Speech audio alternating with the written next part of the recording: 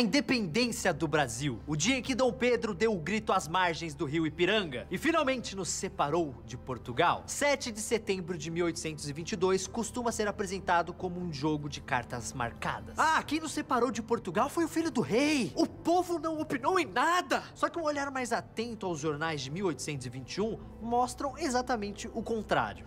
A independência do Brasil não foi um jogo de cartas marcadas por uma razão muito simples, porque todos os grandes acontecimentos históricos, eles são caracterizados por uma grande indeterminação. A independência significa a ruptura dos laços coloniais, né? A própria ideia de colônia é uma ideia que não existiu sempre. As pessoas que vinham para cá, eles eram colonos no sentido de que vinham colonizar, né? E o Brasil era parte de um grande império, que era o Império Português. Agora, a independência do Brasil foi diferente porque o que aconteceu? Enquanto o rei da Espanha foi preso e os vice-reinos e as capitanias da América Hispânica ficaram acéfalas, né? E daí começou o processo de independência, no Brasil aconteceu o contrário. Dom João conseguiu escapar de Napoleão Bonaparte, embarcando 5 horas antes das tropas do general Junot entrarem em Lisboa. E aí vieram para o Brasil. Isso é um fato realmente inédito, que você teve a transferência do poder metropolitano para uma antiga colônia, né? Isso é um negócio que não tem precedente. A partir do momento que ele vem para o Brasil, ele encontra uma tela em branco, que ele vai começar a pintar essa tela, coisa que em Portugal ele não podia fazer, porque lá as instituições já estavam criadas e tal. Aqui ele vai criar o Estado, vai criar a biblioteca, vai criar o Banco do Brasil, vai criar a primeira faculdade, que vai ser a Medicina da Bahia, vai criar o Jardim Botânico, que era uma propriedade privada da coroa, onde ele vai começar a aclimatar espécies, vai começar a fazer chá, vai começar a plantar chá, ele vai trazer uma colônia de chineses no Rio de Janeiro, no Jardim Botânico, para começarem a aclimatar o chá, para ele começar a vender para os ingleses, que eram os principais parceiros comerciais de Portugal. E que isso só se explica também, não só pelo fato da invasão de Portugal, mas isso se explica também pela centralidade que o Brasil tinha no Império Português. Vários políticos portugueses, como Dom Rodrigo de Sousa Coutinho, diziam que a parte mais valiosa da monarquia portuguesa é o Brasil. E que valia a pena, eventualmente, abandonar Portugal para governar do Brasil. Na prática, já a partir de 1808, com a vinda da família real, o Brasil em si já estava independente. Ou pelo menos pouco dependente de Portugal. E os patrícios, é claro, não gostaram nem um pouco desse novo cenário. Portugal tinha empobrecido miseravelmente depois que a corte saiu de lá. Então eles estavam falando que eles tinham virado colônia do Brasil, que a sede estava no Brasil. E eles perderam todas as regalias econômicas, porque o Brasil estava negociando direto com a Inglaterra. Em Portugal, o que você tem, na verdade, a independência do Brasil não é a independência do Brasil. A revolta de Portugal é, na verdade, para ter a independência de Portugal. Porque Portugal que tinha virado colônia do Brasil. Então, a Revolução Constitucionalista do Porto é para fazer a Constituição, mas é para obrigar a família real a voltar para Portugal sob pena de perder o trono. E essa revolta foi chamada de a Revolução do Porto, ou a Revolução do Porto. Os deputados que ficaram em Portugal decidiram: chega de farra, queremos uma constituição para controlar o poder da família real e que ela volte imediatamente para casa. O Brasil volta a ser uma colônia dividida em várias unidades. Não existiria mais um governo centralizador aqui no Brasil. Então você imagina que loucura seria isso. Qualquer processo teu, qualquer coisa que você quisesse ir para a justiça, ia ter que ir para Lisboa ser resolvido. Era irreal. O funcionalismo público que você citou ia se extinguir. Então, até os portugueses que ficaram aqui começaram também a ser a favor de algo que impedisse essa loucura. Dom João VI obedece à corte e volta com a família para Portugal. Mas atenção, porque é aí que começa a independência do Brasil. No melhor estilo Esqueceram de Mim, Dom João esquece o seu filho Dom Pedro I aqui no Brasil, no Rio de Janeiro. Na verdade, foi um golpe do Dom João VI. O Dom João VI é tido como bobão, mas ele era um brilhante estrategista. Quando ele não sabia o que fazer, ele não fazia nada. Então ele não prejudicava o cenário. Isso mostra o grau de indeterminação do processo. Se o jogo da independência tivesse sido um jogo de cartas marcadas, tudo estaria predeterminadamente estabelecido. E a rigor, a independência do Brasil não foi a independência do Brasil contra Portugal. Foi a independência de Dom Pedro I contra as cortes de Lisboa, que era um negócio muito diferente. Ele ia dizer que não ia mais respeitar as cortes de Lisboa. Mas não estava fechada a ideia de que, eventualmente, se pudesse reunir as coroas de novo depois. Porque o Brasil era Reino Unido com Portugal. O Brasil não era mais colônia de Portugal. Se saíssem do Brasil, se essa estrutura governamental que ainda tinha saísse do Brasil, o Brasil nunca ia aceitar ficar refém de Portugal novamente. Ia ter independência de qualquer jeito, com eles ou sem eles. No período que a corte ficou no Rio, você criou tribunais, você criou um monte de órgãos administrativos, burocracia, um monte de interesses que iam ser desfeitos com a partida do príncipe e o desfazimento do Rio como capital do Brasil. Então você começou os grandes comerciantes, você começou a ter um movimento para ele ficar e manter a unidade do Reino do Brasil. O dia do fico você deve ter aprendido na escola. 9 de janeiro de 1822. Dom Pedro sobe na varanda do Paço Imperial e decreta: se é para o bem de todos e felicidade geral da nação, estou pronto. Diga ao povo que fico. Frase linda, né? Muito bonito. Mas tem um problema, um pequeno problema aí. Ela nunca foi dita. Essa frase foi inventada pelos jornais no dia seguinte. Naquela época era assim, a imprensa era sensacionalista e inventava fatos direto. Naquela época. A verdadeira frase foi muito mais política, veja só. Convencido de que a presença de minha pessoa no Brasil interessa ao bem de toda a nação portuguesa, demorarei a minha saída até que Portugal e meu augusto pai decidam a esse respeito. Só que essa frase, muito mais, contida, mostram duas coisas muito importantes. Uma é que havia muita pressão popular para que Dom Pedro ficasse no Brasil. E a outra é que no ano de 1822 foi um ano de intenso debate na sociedade. A independência que viria a acontecer no dia 7 de setembro foi fruto também de uma vontade popular. Elite e povo juntos com projetos de independência. Só que o Brasil tem medo depois de ficar subordinado de novo a Portugal. E é do atrito das cortes de Lisboa com o príncipe é que você tem essa proclamação de independência que é mais ou menos. Essa independência cidadã tem data, local e cenas conhecidas e comemoradas até hoje. Só que também não foi muito bem do jeito que você conhece, ou aprendeu, já esqueceu e vai lembrar agora. A gente se acostumou a ver a cena da independência vendo Dom Pedro I como Tarcísio Meira, que era o famoso Independência ou Morte, um filme de 72, que a gente via exaustão na televisão. E, na verdade, não. Durante todo o caminho, Dom Pedro veio parando, porque a diarreia pegou ele de jeito e ele tinha que se aliviar o tempo todo, sempre procurando uns arbustos, A comitiva saía um pouco de lado e ele continuava a viagem. Não, tem gente que encontra aqui, olha, 7 erros nessa imagem, Dom Pedro I não estava com essa espada aqui, Dizem que ele não estava com espada nenhuma quando ele deu o grito do Ipiranga. Que, na verdade, os historiadores dizem que foram 2, E aí, depois, ele reuniu a tropa, que não era desse tamanho. E aí a gente pode dizer que esse é o segundo erro. Ele aí disse o famoso Independência ou Morte, O famoso grito. Ele não viajava com um cavalo tão bonito assim. Na verdade, eles estavam vindo de Santos e nesse tipo de viagem, uma viagem de 70 quilômetros, eles usavam as mulas, mas não ficaria bem uma mula aqui no quadro. Como era também uma viagem longa, ninguém, a guarda, as pessoas da comitiva não viajavam com roupas aqui de veludo, com roupas tão chiques, eram roupas de algodão para suportar ali o calor. A Casa do Grito também não existia nessa época, ela não fazia parte da paisagem, ela aparece depois. A gente vê aqui os cavalos quase tocando o Riacho do Ipiranga.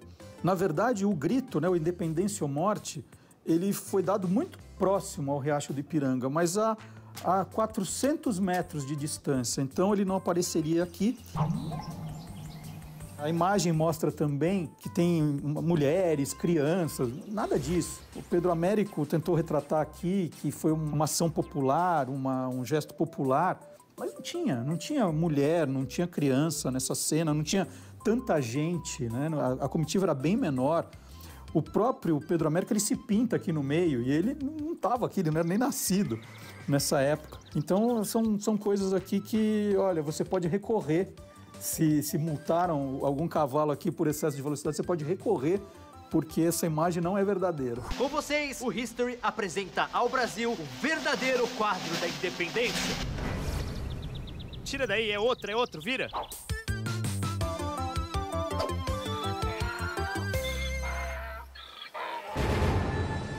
Ela chega no Brasil já falando português. Então, quando ela chegar aqui no Brasil, o negócio não é bem assim, entendeu? Não tem essa coisa de romantismo.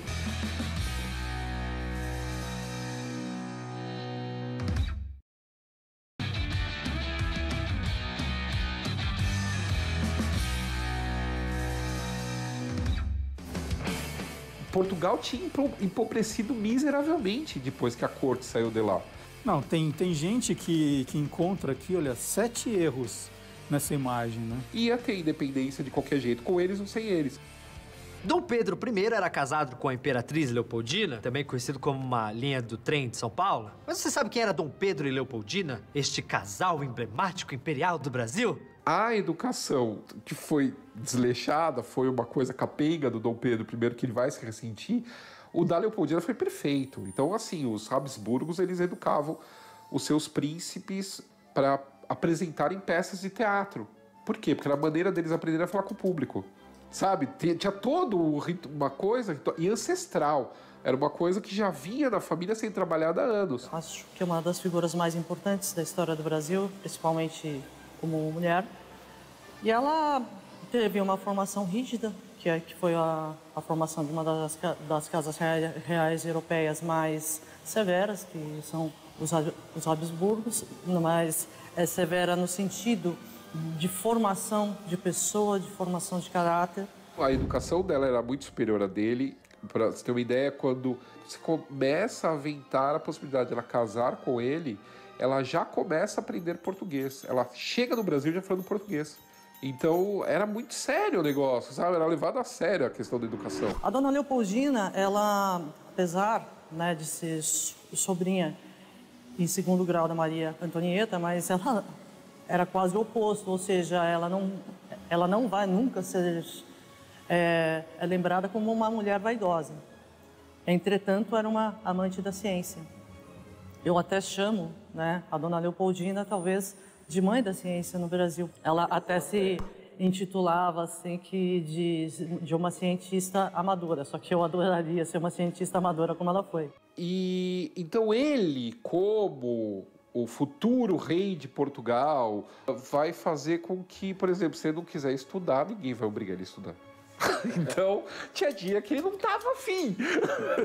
E aí ele mandava o professor embora. E tinha umas coisas engraçadas, tipo, como que se educava dentro da família de Bragança o príncipe rebelde, né? Que seria o caso do Dom Pedro. Você teria um amigo desse príncipe que apanharia por ele. Mentira. Então, por exemplo, o Dom Pedro teria então um amigo que esse amigo apanharia por ele, e aí ele ficaria com dó que esse amigo vai apanhar, e aí ele seria mais comportado, né? Eles eram tão displicentes que quando Dom Pedro II nasceu, Dom Pedro I pegou nos braços, mostrou para o irmão, para o Dom Miguel, e disse assim, ó, esse aqui vai ser o primeiro bem educado da família. Educação que foi, ou falta de educação que deram para ele, foi muito responsável pelo tipo de personalidade que ele veio a ostentar, entendeu? Então, ao mesmo tempo que ele era muito romântico também na ideia de família. Quando o primeiro filho dele morreu, ele ficou muito traumatizado por isso. Houve um motim no Rio, ele teve que correr para a fazenda de Santa Cruz, o filho morreu. E ele guardou o filho numa gaveta no Paço. Ele se recusou a deixar enterrar. Isso é uma coisa bem do século XIX. Não, porque ele queria ficar abrindo e ficar olhando o menino, entendeu? De chorando. Ela se casa com 20 anos, que já era uma idade um pouco avançada para uma mulher se casar na época, principalmente dentro da realeza. Ela casa por procuração em Viena, é feito todo um casamento mesmo, na igreja e tal, e o tio dela serve de representante, o tio dela representa esse noivo que não está. É feito um baile, tem um baile monumental, onde o Brasil é vendido na Europa. Isso também é muito interessante. O Marquês de Marialva, que faz todo esse casamento, ele prepara o baile brasileiro em Viena. Então, esse baile é uma coisa mais faustosa que Viena viu. Vai virar um adjetivo. O brasileiro vai virar um adjetivo em Viena de tudo que é luxuoso, exótico. Sabe assim, por quê? Porque eles estão vendendo... Esse casamento também é uma forma de se vender o Brasil na Europa. Tem gastado o orçamento do ano. É um absurdo, ele gastou a própria herança, pra você ter uma ideia, ele gastou a herança dele. Quando é fechado o contrato de casamento, ela recebe um medalhão maravilhoso que todo mundo que vê o medalhão repara na quantidade de diamantes que existem em volta desse medalhão. E no centro desse medalhão tem uma miniatura com o rosto pintado do Dom Pedro. O mais engraçado, ela não repara nos diamantes. Na primeira carta que ela escreve pra irmã, falando dele, é a figura, o Adonis. Ela acha ele maravilhoso, o nariz dele, a boca, descreve ele todo, apaixonadíssimo. Aí começa o tormento da Leopoldina. Imagina, hoje você fazer uma viagem é a coisa mais normal do mundo, né? Só que na época não era bem assim, você tinha que pegar um navio. No caso, ela estava em Viena, e ela com essa corte se desloca de Viena, passa por vários estados do Império Austro-Húngaro até chegar na Itália. E lá na Itália ela vai conhecer Veneza com a irmã, ela vai para Pisa, ver a torre, ela vai curtir o turismo, porque ela está esperando os navios virem pegar ela para atravessar o Atlântico. Olha, foi um dia de muitas surpresas. Ela desembarcou no cais, que era do lado do Mosteiro de São Bento, ela foi recebida pelo rei, pela rainha, pelos príncipes, ela foi recebida pela família real do Império Luso-Brasileiro, que estava deslocado no Rio de Janeiro. Tinha se transferido para cá. Ela foi recebida com toda a pompa e toda a circunstância da monarquia. E tanto que quando ela atravessa o Atlântico, que ela passa de Gibraltar e tem aquele baque de, tipo, tô deixando o Mediterrâneo para trás, acabou a Europa, daqui para frente é o Atlântico. E o Atlântico violento ela vai pegar, porque já está no começo da estação perigosa de atravessar o Atlântico. Então esse navio vai jogar, vai pegar tempestade, ela vai passar mal, e aí ela sempre descrevendo que a única coisa que dá forças é ela agarrar o medalhão e olhar pro rosto dele. Então é uma jovem romântica que chega no Brasil e rapidinho ela se desilude com tudo. A Leopoldina, ela é criada basicamente dentro do romantismo alemão. Então essa coisa do amor romântico, sofrimento de jovem Werther de Goethe, ela vai conhecer Goethe, ela vai conviver com Goethe. Ela vai dançar as primeiras valsas vienenses, a valsa também está sendo... Então todo esse movimento, ela está inserida dentro desse movimento romântico alemão. Então quando ela chegar aqui no Brasil, o negócio é bem assim, entendeu? Não tem essa coisa de romantismo. Agora, então o que ela estranhou? Ela deve ter estranhado a arquitetura portuguesa, ela deve ter estranhado a escravidão, ela estranhou a etiqueta da corte, que era diferente da corte austríaca, ela estranhou... Mas tudo isso que ela estranhou, Dom João também estranhou quando chegou, e a Carlota Joaquina, rainha de Portugal, também achou muito estranho. Um monte de mosquitos, a escravidão, enfim, tudo o cenário brasileiro, eu diria ibero-americano, que era muito diferente do europeu. O calor. Então, lógico que ela vai ter esse contato, fora que ela vai ter um Rio de Janeiro também com vários problemas, né, de estrutura, né, até mesmo de higiene, de tudo. Então, isso, lógico, que a magoou. Além do que o próprio clima, né, o calor. Não devia ser fácil. Bem diferente do clima da Áustria, né? Era o marido pelo qual ela estava apaixonada, era a época do romantismo, ela recebia... Ela estava encantada, porque diziam que ele era muito bonito.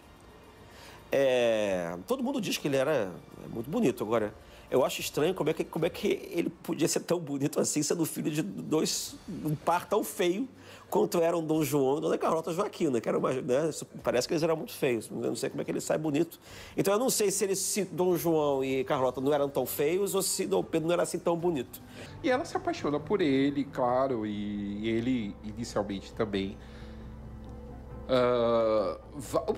Ele nunca foi fiel, né? Isso a infidelidade dele era uma coisa absurda, e ela vai sofrer muito por causa disso. Sim, ele não era um marido fiel. E ele não mantinha as aparências, que era o pior, porque infiéis eram todos. Toda aristocracia é infiel. Por que toda aristocracia é infiel? Porque todos os casamentos são arranjados.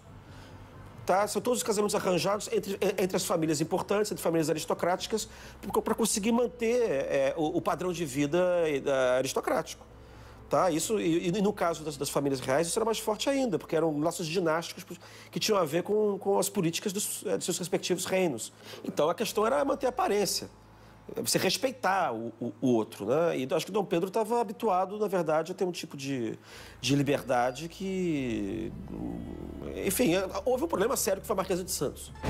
Então ela nunca vai cobrar nada dele, ela vai sofrer em silêncio até chegar a Marquesa de Santos na jogada.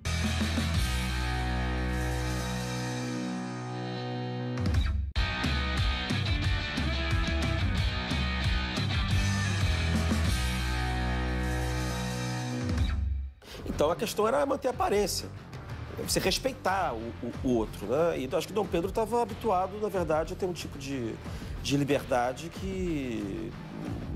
Enfim, houve um problema sério que foi a Marquesa de Santos. Isso por quê? Porque foi um relacionamento que se tornou público. Pior, ele deu cargos para ela, inclusive cargos de confiança junto à dona Leopoldina. Isso era uma afronta. Então ela nunca vai cobrar nada dele, ela vai sofrer em silêncio porque sabe que ela é a esposa oficial e que ele sempre vai estar do lado dela. Pois bem, até chegar a Marquesa de Santos na jogada. Dom Pedro I, quando estava em São Paulo proclamando a independência, conheceu essa paulistana bela, a Domitila de Castro Canto e Melo. E que depois ele deu o título de Marquesa de Santos, que é muito mais fácil do que falar Domitila de Castro e Melo. Pois é. Só que ela não era de Santos. Ao contrário, ela era inimiga dos Andradas, que eram da cidade. E Dom Pedro, para provocar José Bonifácio, que você também já deve ter ouvido falar, e é claro, agradar a amante, deu esse nome a ela. Agora vamos para o que importa. Dom Pedro, nessa viagem, engravidou Domitila e engravidou também a irmã dela. Afinal de contas, né? Por que não? E levou todas elas para o Rio de Janeiro. O que aconteceu era o seguinte, assim, a princesa não tinha muito com quem conversar, tá? Ela conversava com José Bonifácio, que tinha cultura, que era viajado, mas não tinha muita gente viajada na corte no Rio. Mas não é porque não era no Rio, a corte portuguesa também não era viajada. Era uma corte meio pobrezinha. E o Dom Pedro tinha uma paixão, um furor sexual pela Domitila, né? E ele não mantinha as aparências, entendeu? Volta e meia você tem relatos de diplomatas que vão encontrar com o imperador quase pelado, entendeu? Ou que chegou para encontrar no riacho, ele estava tomando banho no rio nu. Então é um escândalo aberto, a sociedade inteira falava sobre isso. As ruas do Rio de Janeiro apareciam grafitadas, vamos dizer assim, apareciam com desenhos caricatos dessa situação.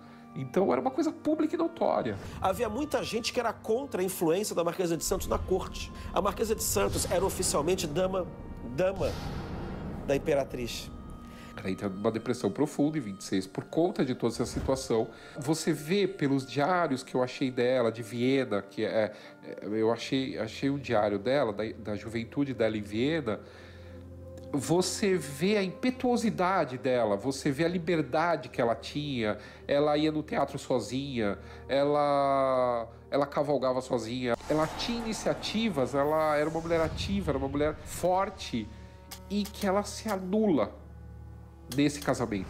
E essa nossa imperatriz, que ficou muito famosa até hoje, né? Tem nome de praça, de rua, de estação de trem, escola de samba. Pode crer, escola de samba. Morreu muito jovem no Rio de Janeiro, com apenas 29 aninhos. Mas como isso aconteceu? Como ela morreu?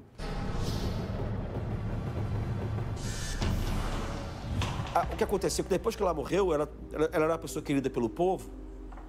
E esses setores da corte que eram contra a Domitila e espalharam para o povo que ela tinha morrido de desgosto por causa da Domitila e os adversários, inimigos do imperador, de que ele teria batido nela, ou teria jogado escada abaixo. Mas, a bem da verdade, o que o Dom Pedro faz? Ele tenta mostrar a Leopoldina e a Marquesa de Santos juntas num beijamão que ele vai dar antes de partir para o sul. E a Leopoldina fala não, chega, sabe assim, tá? E aí dizem que, também não existe prova documental sobre isso, que o Dom Pedro teria dado um safanão nela, feito alguma coisa contra a Leopoldina. O feto, quando ele é expelido da Leopoldina, não há um problema no feto. O problema é na Leopoldina. Ela tá morrendo. O corpo entra em trabalho de parto para expulsão do feto porque o corpo está morrendo. Não é o feto que está com problema. E era um menino. Quer dizer, ele ia ter outro filho. Nós fizemos várias análises nos remanescentes humanos, ou seja, no corpo da imperatriz, porque nós tínhamos indicações, por exemplo, de uma lenda, não é nada que tenha sido publicado, mas é uma lenda da própria Quinta da Boa Vista que dizia que eles tiveram uma briga e que o Dom Pedro tinha empurrado e ela teria rolado as escadas e teve uma fratura de fêmur. Só que nós vimos que ela não tem nenhum tipo, né, de fratura em nenhuma parte do corpo dela, inclusive a parte odontológica. Eu li exaustivamente os boletins médicos, porque é instituído uma comissão médica e, assim, eles torturaram essa mulher. É uma coisa, assim... Você imagina, não se sabia o que era você lavar a mão para tratar um paciente, né? Você vai ter isso daí daqui a alguns anos só. Então você imagina quantas mãos fizeram toque nela, rasparam a cabeça dela, porque, sabe, era um método de aliviar febre, sabe, umas coisas muito medievais. E assim, era tanta gente tentando salvar que eu acho que o tratamento acabou sendo mais prejudicial do que a própria doença que ela teve. Claro, começa com uma depressão e vai se transformando numa infecção generalizada. Não, só que isso, claro, eu não posso chegar e falar assim, não, ele nunca praticou nenhum tipo de violência contra ela. Por quê? Eu acredito como violência, né, você pegar de uma forma mais forte num braço, alguma coisa assim, um simples tapa. Você não precisa quebrar o osso de ninguém para ser uma violência. Eu acredito que talvez, né, lógico que aí eu não tenho como ter um embasamento científico, mas como pessoa, como ser humano e principalmente como mulher também, eu acredito que ela acabou tendo esse tipo de problema também por causa de uma depressão, né? Havia essa questão da exposição pública desse relacionamento do marido. Então, tudo isso, claro, né? Agravou ainda mais. E se você for ver, era uma moça, né? De 29 anos. O Rio de Janeiro não fez bem pra menina? De jeito nenhum. Não, o Rio de Janeiro não fez bem pra ela de modo algum. O romantismo para ela também não fez, porque o que acontece? Uma princesa, ela não era feita para se apaixonar pelo príncipe. É isso a Disney que vai inventar, né? A princesa é feita para gerar herdeiro para o trono. A partir do momento que eu tive esse contato com eles, eles não são mais figuras de livros, de quadros e museus. Eles são seres humanos como nós somos. Ou seja, por exemplo, no próprio caso do Dom Pedro, ele é humano. Nós erramos também. Quem somos nós para julgar? Ele era tão infiel quanto Dom Pedro I. Até que Dom Pedro II foi bastante moderado. Ele teve aparentemente 14. A questão é que ele era muito discreto. E teve uma outra amante que foi a Condessa de Villeneuve, o relacionamento mais erótico de Dom Pedro II.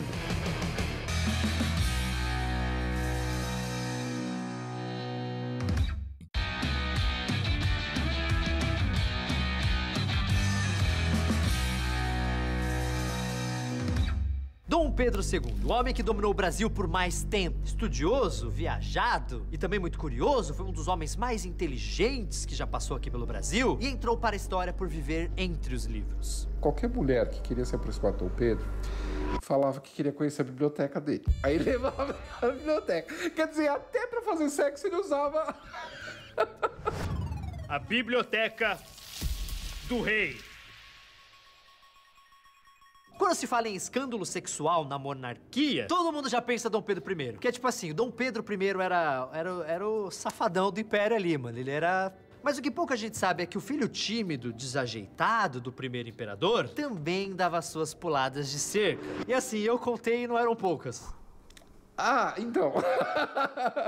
ele era tão infiel quanto Dom Pedro I. Talvez mais, até. A questão é que ele era muito discreto. Comparado com os outros monarcas da época e de outras, até que Dom Pedro II foi bastante moderado. Ele teve aparentemente 14 relacionamentos extraconjugais, né? Comparando ao Napoleão, que reinou por muito menos tempo e teve 50... Mas ele foi o que nós chamaríamos hoje de um come quieto, né? Ele era muito consciencioso dos seus deveres, ele era mais do que o seu augusto pai, Dom Pedro I. Ele preservava a imagem da monarquia. A imagem da monarquia era muito importante para ele.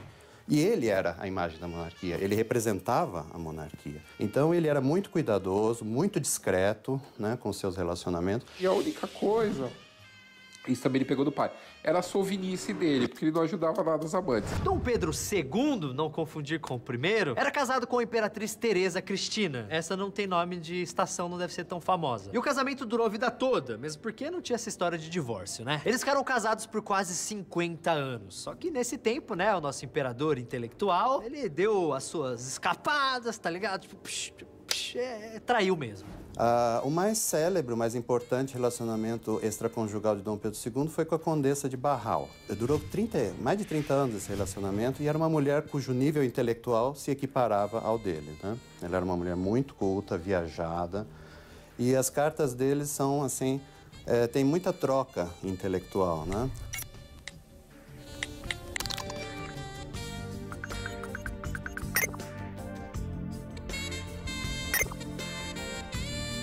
Mas pode ser que houvesse mais troca erótica, só que ela talvez não tenha preservado essas cartas. Porque a gente sabe desses relacionamentos através das cartas que foram preservadas, né? Então pode ser que ela não tivesse interesse em que a posteridade, os netos e tudo soubessem das escapadas dela, né? Porque ela era casada também. Houve, por exemplo, uma outra amante de Dom Pedro, que se chamava Eponina. E nós temos 5 cartas dessa Eponina para o Dom Pedro, e todas elas vinham com papel florido, assim, uma letrinha miudinha, e todas começavam com meu queridinho ou meu amorzinho, né?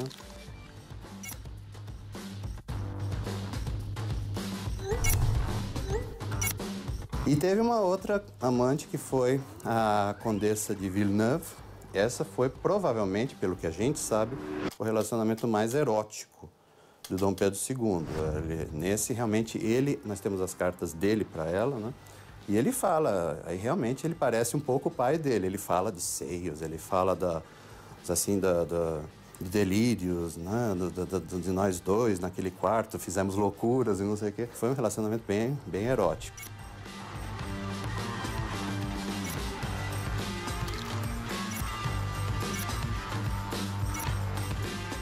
Ela era 9 anos mais nova que ele, e ele já tinha quase 60, né? Então, um homem maduro daquele jeito, tendo aqueles extravasamentos românticos, eróticos, é incrível. A Villeneuve era casada. Todas elas eram. Todas eram, porque, claro, a pessoa casada ela é mais discreta, né? Uma pessoa solteira poderia até depois chantageá-lo, alguma coisa assim. Não, ele era cuidadoso. Ele era cuidadoso, inclusive, na escolha das amantes. Então era o marido que tinha que manter a amante na corte. Então o marido que tinha que bancar essa história toda, entendeu? Você pesquisando a fundo o Segundo Reinado, você encontra coisas meio absurdas e fala, como é que ninguém fala sobre isso? Né? Tem um caso que é do roubo das joias da coroa. Tem uma festa no Paço Imperial, baile, tem uma festa de aniversário, e aí elas deixam as joias dentro de uma caixa no Palácio São Cristóvão. Então elas saem do Paço, vão para o Palácio São Cristóvão, se trocam, deixam as joias e sobem para Petrópolis. Quando elas voltam, as joias sumiram. A lata de joias sumiu do Palácio São Cristóvão. É aberto um inquérito, né? É feita uma investigação sobre as joias que sumiram. Descobrem a lata enterrada dentro de uma propriedade, no lamaçal, num sítio dentro da propriedade de São Cristóvão, e esse sítio era de um ex-funcionário do Dom Pedro II. E o Dom Pedro pega e manda abafar o caso. Ele é uma das pouquíssimas vezes que você vê o Dom Pedro II interferindo em algo administrativo. Só que o Dom Pedro pediu para que ele não fosse punido, apesar de que ele foi pego, né, assim, em flagrante, praticamente. Aí eu falei, mas que diabo, né? Aí eu comecei a investigar nos jornais da época. E aí surge, uma das primeiras vezes, a expressão mar de lama. Por quê? Porque se encontra na lama as joias, e porque esse tal lacaio, que havia sido mandado embora já do palácio, morava de favor numa das casas da propriedade deles, havia sido suspeito de roubo já antes, só que o Dom Pedro continua protegendo ele. Por quê? Porque ele era o confiteiro do Dom Pedro. ele arranjava encontros amorosos para Dom Pedro II, então ele poderia estar chantageando. Ele sabia dos casos, sabia de tudo. Então o cara era o arquivo vivo das infidelidades. Era o bibliotecário do rei. Então, quer dizer, você vê que o negócio existia, entendeu? Em todos os ramos da família. E pelo que a gente viu, ficou claro que Dom Pedro II era um rapaz que, né, vivia ali entre os livros, né, suando nos livros. Exatamente, né? Mas entre um livro e outro, ele se divertia.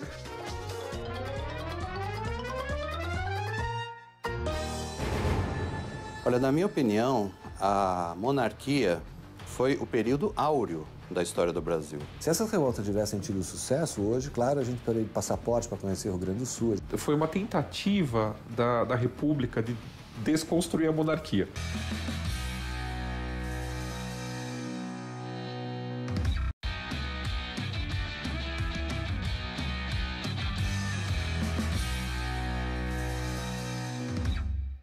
Ele era tão infiel quanto Dom Pedro I. Até que Dom Pedro II foi bastante moderado. Ele teve aparentemente 14. A questão é que ele era muito discreto. E teve uma outra amante que foi a Condessa de Villeneuve, o relacionamento mais erótico do Dom Pedro II. Bem, amigos, sejam bem-vindos ao sorteio dos grupos do Sul-Americano de Futebol. O grupo A está muito equilibrado. É o grupo da morte, com Brasil, Rio Grande do Sul, Bahia e a fraquíssima Argentina, amigo. O grupo B vem com Chile, Pernambuco, Bolívia e Maranhão. E assim seria a América do Sul se não fosse a monarquia brasileira. Olha, na minha opinião, a monarquia foi o período áureo da história do Brasil. A monarquia não afundou o Brasil. Nos 70 anos de monarquia no Brasil, foi quando o Brasil realmente emergiu como nação. O primeiro reinado nos deixou como legado a independência. Nós nos tornamos uma nação independente graças ao primeiro reinado. O segundo reinado deixou um legado ainda mais invejável. O segundo reinado deixou unidade territorial consolidada, um sistema eleitoral efetivo, judiciário independente, total liberdade de imprensa e, o mais importante de tudo, nos deixou a abolição da escravatura, né? Nos deixou uma escravatura abolida. Eu acho que existe uma tendência a exagerar a diferença entre república e monarquia na época. O fato do Brasil ter sido organizado como Estado através da monarquia, comparativamente aos outros países, foi benéfico ao Brasil. Entendeu? Porque você diminuiu a resistência a partir do momento em que o chefe de Estado era a autoridade tradicional. Em todos os outros países foi preciso tentar reinventar uma autoridade qualquer que fosse respeitada para acabar com a guerra civil. Esse foi o legado do segundo reinado. Então eu acho que é um reinado fabuloso, né? Comparando com tudo que nós tivemos e temos ainda hoje. Só que isso não quer dizer que só houve maravilhas na época do Império Brasileiro. Inclusive, muitas revoltas surgiram nessa época. E você já deve ter ouvido essa história, né? De diversos estados que queriam se separar do Brasil. Em 1824, a Confederação do Equador tenta separar parte do Nordeste do Brasil. Não conseguiu. Em 1826, a Cisplatina tenta formar um país independente chamado Uruguai. Olha só, conseguiu, né? Porque você não conhece nenhuma Cisplatina. Em 1835, a Revolta da Cabanagem tenta separar o Pará do Brasil. Fracassou também. No mesmo ano, o Rio Grande do Sul inicia o mais forte movimento separatista, a Revolução Farroupilha, e perdeu também. Se essas revoltas tivessem tido sucesso hoje, claro, a gente teria passaporte para conhecer o Rio Grande do Sul, usar passaporte para conhecer o Recife, né? Como que aconteceu com as províncias espanholas depois da independência? Essa pulverização de países, são pequenos países. Com o Brasil podia ter acontecido a mesma coisa. Muita gente pergunta por que... Não é muita gente que pergunta, né? Uma grande pergunta sobre o Brasil é por que a gente não se dividiu em diversas pequenas repúblicas, como aconteceu com o resto da América do Sul? Só não aconteceu porque nós tivemos um império com mão pesada, com um grande exército e que sempre soube reprimir, né, essas revoltas regionais, sejam de elite, sejam populares. Em 1837, a Bahia tenta sua emancipação com a Revolta da Sabinada. Não conseguiu. Em 1838, é a vez do Maranhão. A balaiada fracassa também. O Brasil teria sido como as inúmeras republiquetas hispânicas do resto da América do Sul. Havia também grandes blocos, né, de nações que se fragmentaram em vários países pequenos, todos em guerra uns com os outros e dirigidos por tiranetes. Isso teria acontecido com o Brasil também. O Brasil, pelas previsões que alguns historiadores fazem, teria se dividido em 3 blocos. Talvez mais. Você não tinha projeto republicano que mantivesse a integridade territorial brasileira. Todos os projetos republicanos até 1870 são todos separatistas. Mas haveria muita guerra. O Império nos poupou disso tudo, né? A República foi proclamada com o objetivo de impedir a democratização plena do Estado e da sociedade brasileira. O último gabinete monárquico, que era o Gabinete Ouro Preto, ele tinha engatilhado um programa de reformas que, se implantado, teria feito do Brasil uma das nações mais modernas do planeta naquela época. Tem muita coisa que não é contada, né? E o que é contado, o que chegou para a gente atualmente, foi uma tentativa da República de desconstruir a monarquia. Foi um golpe de Estado, né? Esse golpe de Estado visava o quê? A implantação de um novo governo, novos políticos, né? E acabar com o Império. Nessa de acabar com o Império, isso não era uma coisa da população, era uma coisa dos políticos que queriam essa mudança, de uma fragmentação desses políticos que queriam essa mudança.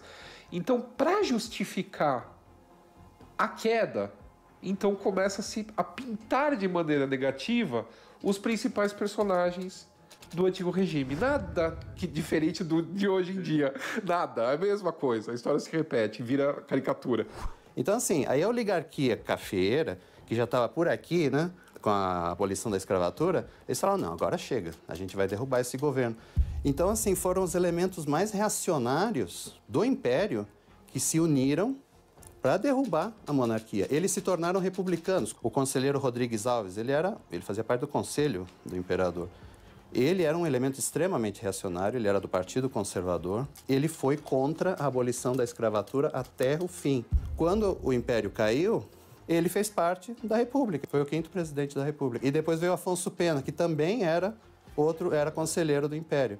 Então, os elementos mais retrógrados do Império foram os que compuseram a República Nova, né? Então, é por isso que a República foi um desserviço, foi um regresso, na verdade.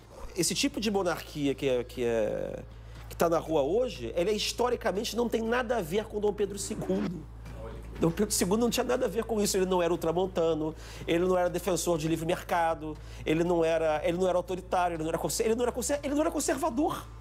Ele não era conservador. Então, isso não tem nada a ver com a monarquia. A monarquia foi um arranjo excelente pelo qual a gente conseguiu atravessar um período muito difícil de construção de um Estado Nacional quase que do zero, em comparação com os vizinhos sul-americanos, entendeu? Isso não quer dizer que a monarquia pudesse estar aí até hoje.